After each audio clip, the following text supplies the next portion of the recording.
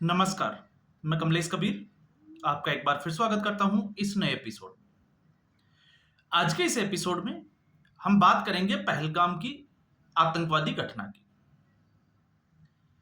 जिस तरीके से कल 28 लोगों की हत्या कर दी गई और हत्या ये इस तरीके से की गई जिसको कहते हैं ना कि टारगेट किलिंग की गई हो। नाम पूछा, धर्म पूछा और उसके बाद में गोली मार दी गई। तो जो लोग अब तक गंगा जमुनी तहजीब की बात करते थे उनके लिए यह सबक है।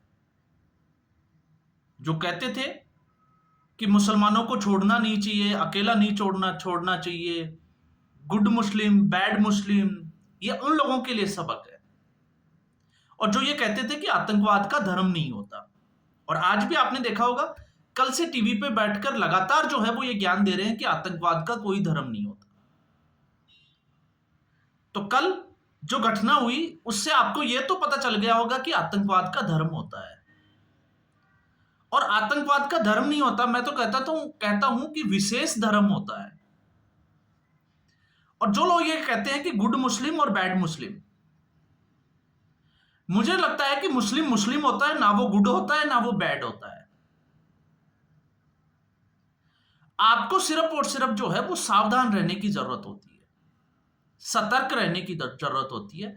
और ऐसा मैं क्यों कहता हूं? क्योंकि समय समय पर कुछ ऐसी घटनाएं होती है जो इस ओर इशारा करती है। उदयपुर का कन्हैयालाल कांड आपको याद ही होगा।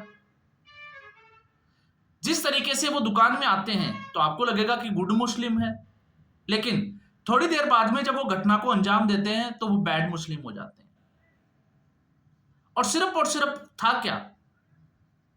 सिर्फ और सिर्फ विश्वास का जो चश्मा हम लोगों ने पहना हुआ है, ये उसका धोखा है। इससे ज्यादा जो है वो कुछ भी नजर नहीं आता है।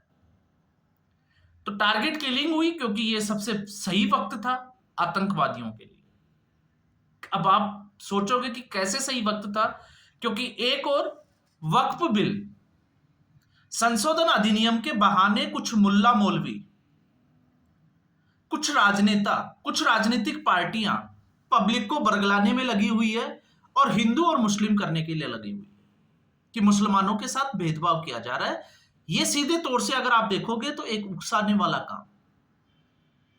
उसका फायदा पाकिस्तान ने उठाया। आपने देखा होगा 3 दिन पहले आसिफ मुनीर, जो पाकिस्तान आर्मी के जनरल है, उन्होंने एक बड़ा स्टेटमेंट दिया। और फिर उसके बाद में कुछ आतंकवादी संगठन जो है वो भी इसमें कूद पड़े। और जब ऐसा हुआ तो हमने आतंकवादी घटना जो है वो देखेगी। अब सवाल यह है कि आखिर इसका अंजाम क्या है? तो जब हम अंजाम की बात करते हैं तो यह तो तय है कि इस वक्त जो है वो नरेंद्र मोदी की सरकार है, यह किसी को भूलना नहीं चाहिए। जिस तरीके से अमित शाह का कश्मीर पहुंचना और सऊदी अरब से प्रधानमंत्री नरेंद्र मोदी का भारत लौटना, एयरपोर्ट के ऊपर ही मीटिंग लेना और अब इसके बाद में जो है वो सीसीएस की मीटिंग होना, तो होगा कुछ बड़ा होगा, ये सबको पता है।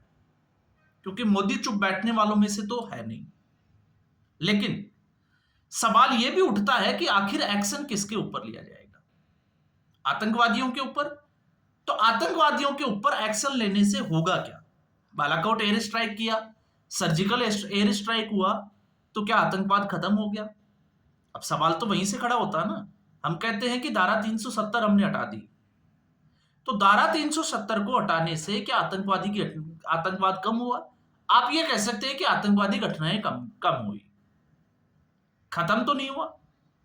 सर्जिकल स्ट्राइक हुआ उरी अटैक के बाद में, आतंकवादियों को चुनकर मारा गया, तो हम लोगों ने जो है वो वाई वाई की कि ऐसा होना चाहिए था। लेकिन क्या उससे आतंकवाद खत्म हुआ या पाकिस्तान ने सबक लिया? और फिर बालाकोट एयर स्ट्राइक भी तो ऐसे ही हुआ ना। तो हुआ क्या? जब हम कहते हैं कि इससे आतंकवादी घटनाएं कम होगी या आतंकवाद खत्म हो जाएगा, तो यह हमारी भूल है। क्योंकि आतंकवाद को पैदा कौन करते हैं, उनको खत्म करना पड़ेगा। बहुत सारे गरीब लोग जिनको पैसा देकर जिहाद के रास्ते पर लाया जाता है और इनको तो सिखाया यही जाता है कि आपको मरना है। अब भारतीय सेना चाहे पाकिस्तान में जाके इनके ऊपर एयर स्ट्राइक करे, चाहे सर्जिकल स्ट्राइक करे, या भारत में आकर ये बम फोड़े, इन्होंने तो मरना है, इनका काम है मरना। तो इससे अगर हम ये सोच लें कि आतंकवाद खत्म हो जाएगा, तो ये जो है वो हमारा सोचना गलत है। तो फिर सवाल ये है कि आखिर निशाना किसको बनाया जाए ताकि आतंकवाद खत्म हो जाए। तो आज भी ये जो है वो सवाल फिर वही का वही खड़ा हो जाता है कि आखिर पाकिस्तान की फौज के जो अफसर है, आसिफ मुनीर जैसे लोग, जो इस तरीके की घटनाओं को, क्योंकि कल मैं मेजर गौरव आर्या को भी सुन रहा था, वो एक टीवी चैनल के ऊपर बैठे थे और उन्होंने जो बातें की, मुझे लगता है कि वो हर देशवासी को सुननी चाहिए, उस पर विचार करना चाहिए। और विचार क्यों करना चाहिए कि जब तक हम पाकिस्तान फौज के सर नहीं काटेंगे, उनके घरों में चीख और चिल्लाहट जो है वो नहीं शुरू होगी, तब तक पाकिस्तान को समझ नहीं आएगा कि भारत में चल क्या रहा है। तो इसलिए आतंकवादियों को मारने के बजाय जो है वो सीधा अटैक होना चाहिए ऐसे लोगों पर जो इन आतंकवादियों को यहां भेजते। तो ये इसका जो है वो सही मायने में हल। दूसरा, भारत सरकार को चाहिए कि आज भी जो पाकिस्तान परस्त लोग यहां पर रहते हैं उनको आइडेंटिफाई किया जाए और इनको जो है वो जेल में बंद नहीं, उनको सीधा जो है वो बेहतर हुरों के पास भेज दिया जाए। क्योंकि जब तक अगर भारत सरकार ये सोचती है कि जिहादियों को, जो कश्मीर में जिहादी हैं, उनको गले लगाने से वो मुख्य धारा में आ जाएंगे, तो आप देख लीजिए मुख्य धारा का जो परिणाम है वो क्या होता है। कभी किसी सांप को दूध पिलाने से और सांप के दूध पीने से उसका जहर खत्म नहीं हो सकता। ये कहावत ठीक उसी प्रकार की है।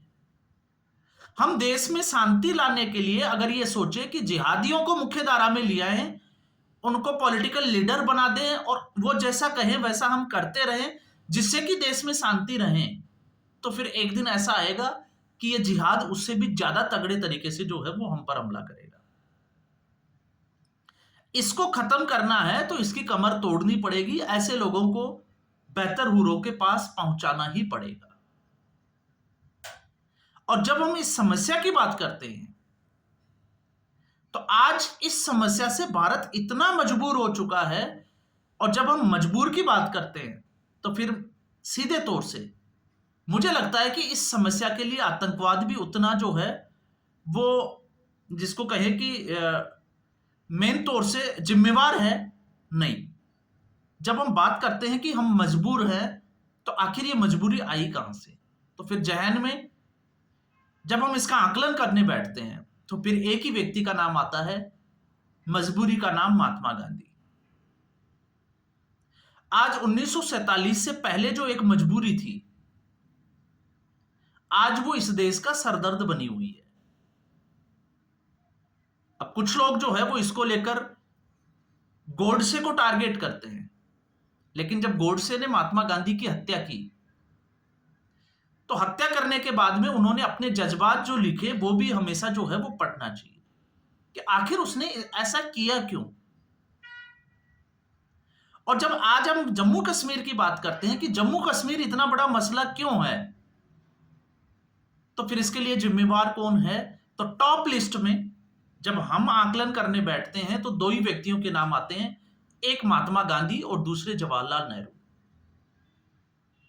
और जब मैं ये कहता हूं कि ऐसा क्यों कह रहा हूं मैं, तो इसके पीछे मोहम्मद अली जिन्ना को अलग देश बनाने की जो मांग थी, उस मांग का समर्थन किसने किया? महात्मा गांधी ने। क्यों किया?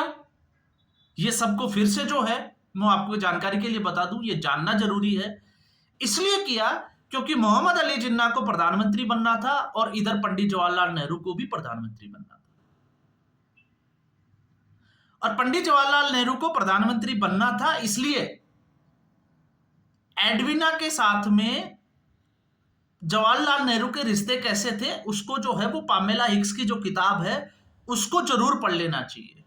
दो लोग आकर मुझे गाली दे सकते हैं इस मसले पर, लेकिन मुझे लगता है कि माउंटबेटन और एडविना की जो बेटी थी पामेला हिक्स, उनकी बुक जरूर पढ़नी चाहिए। तो आखिर इसलिए क्यों किया जा रहा था? इसलिए क्योंकि आजाद देश का जो है वो प्रधानमंत्री बनना था, और जब प्रधानमंत्री बनना था तो उसके बाद में दोनों को प्रधानमंत्री बनना था। अब दोनों को प्रधानमंत्री बनना था तो दोनों के लिए दो देश होना जरूरी थे, और जब दो देश होना जरूरी थे तो वो धर्म के आधार पे होना जरूरी थे, ज्योग्राफी के आधार पे नहीं होने थे। और आज वही दंश जो है वो भारत को लगातार डसे जा रहा है। और फिर उसके बाद में चाहे वो पीओके हो चाहे अक्साई चीन हो, तो जब सत्ता जो है वो गलत हाथों में होगी, अस्पृश्य लोगों के हाथों में होगी, तो फिर उसका अंजाम जो है वो ठीक उसी तरीके से चलेगा। सिर्फ सभी रियासतों में से एक रियासत, जम्मू कश्मीर की रियासत, उसको अपने हाथ में लिया जवाहरलाल नेहरू ने। बाकी सारी तो सरदार वल्लभ भाई पटेल के हाथों में थी। पटेल ने क्या किया पूरा देश जानता है, और नेहरू ने जम्मू कश्मीर का क्या किया यह भी पूरा देश जानता है। तो सवाल जो है वो आज भी शंकाओं के घेरे में है, और इसका जो अगर आप हल देखते हो तो आपको आना पड़ेगा 1947 से। जब हम 1947 से समझते हुए आते हैं तब हमें समझ में आता है कि वाकई में जम्मू कश्मीर में जो हालात है वो है क्या। क्योंकि एक दौर 1947 का था तो दूसरा दौर 1990 में आया था, जिस तरीके से हिंदुओं को मारा काटा गया और फिर उसके बाद में उनको पलायन करने के लिए मजबूर किया गया। लेकिन उसी सरकार की और उसी पार्टी की मानसिकता आप देखिए कि जो लोग इनके हत्यारे थे उनको जो है वो प्रधानमंत्री आवास में बुलाया जाता था। क्यों बुलाया जाता था कहने की जरूरत नहीं है। और फिर उसके बाद में कल के वीडियो में तो मैंने जो जिक्र किया कि लगातार जो है वो टारगेट किलिंग की गई, और टारगेट किलिंग इसलिए की गई कि भारत में ही जो है वो हिंदू मुसलमान होता रहे, बाहर जाने की हमें जो है वो जरूरत ही नहीं पड़े। तो आज जो है आपने देखा होगा लगातार मीडिया अपने हिसाब से जो है वो इसकी पूरे तरीके से जो है वो डिकोड करने की कोशिश कर रहा है, लगे हुए हैं। जो दरबारी मीडिया है वो अमित शाह का इस्तीफा मांग रहा है। अब इस्तीफा तो अक्साई चीन में आपने देखा होगा जिस तरीके से भारत की लगभग जो है वो 40,000 स्क्वायर किलोमीटर की जो जमीन जो है वो चाइना को दे दी। इसके अलावा पीओके जो है वो पाकिस्तान के कब्जे में रहा। इसके बाद में जो है वो 26/11 हुआ, बहुत सारी घटनाएं हुई। कभी इस्तीफा नहीं मांगा, लेकिन आज इस्तीफा मांग रहे हैं। और इस्तीफा मांग रहे हैं तो आप देखिए कि गृह मंत्री हमला होता है और जम्मू कश्मीर पहुंच जाते हैं, और उन लोगों को यह भी पता है कि एक्शन होगा, लेकिन फिर भी उन्होंने जो है वो अपनी अपनी रोटियां सेकनी है, अपने व्यूवर्स बढ़ाने हैं, और अपने आप को मुसलमानों का बड़ा हिमायती जो है वो दिखाना है कि देखिए हम आप लोगों के हिमायती है। भारतीय जनता पार्टी नहीं है, हिंदू संगठन नहीं है, आरएसएस नहीं है, वीएचपी नहीं है, ये लोग जो है वो मुसलमानों के ठेकेदार बनने की कोशिश करेंगे। और एक तरफ जो है वो बात की जाएगी एक्शन की, लेकिन फिर सवाल यह है कि एक्शन हो जाएगा तो क्या आतंकवाद खत्म हो जाएगा? तो आतंकवाद को खत्म करने के लिए दो तरीके से लड़ाई लड़नी पड़ेगी। एक, इसके लिए आतंकवादियों के बजाय पाकिस्तान की फौज को निशाना बनाना पड़ेगा, जो पाकिस्तान के आतंकवादियों को तैयार करके भारत में अलगाववाद और उग्रवाद फैलाने के लिए भेजती है, उनको उकसाती है। और दूसरा, उन लोगों को भी जो है वो टारगेट करना पड़ेगा, चुन चुन कर निशाना बनाना पड़ेगा, जो भारत में रहकर भारत का खाते हैं लेकिन इन लोगों का समर्थन करते हैं और इनको सहायता मुहैया कराते हैं। क्योंकि कल की जो घटना हुई जिस पैटर्न पे हुई, तो एक दिन में अचानक से होने वाली घटनाएं नहीं होती है, इनकी रेकी की जाती है, स्थानीय लोगों की मदद ली जाती है। तो मैं फिर कहता हूं कि वो स्थानीय लोग कौन है, उनका धर्म क्या है, फिर आपको यह भी पता करना पड़ेगा।